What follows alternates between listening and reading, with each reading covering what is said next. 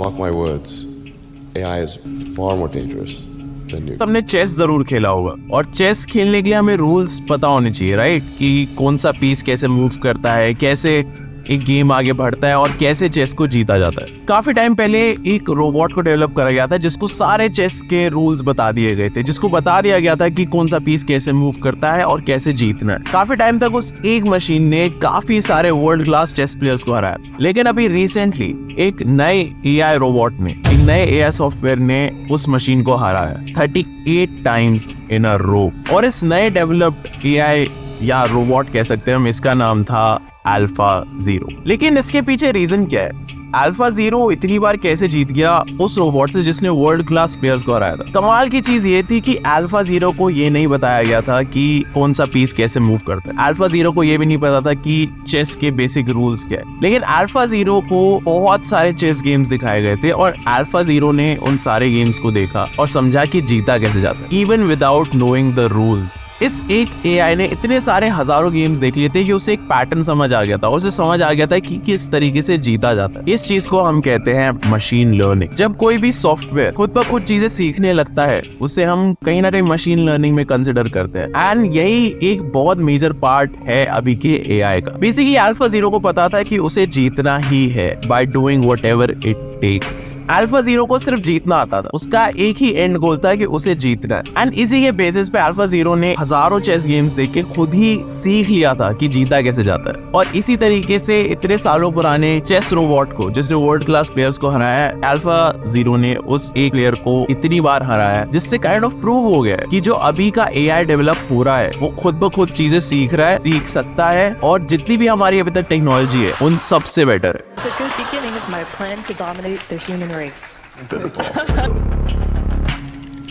Pero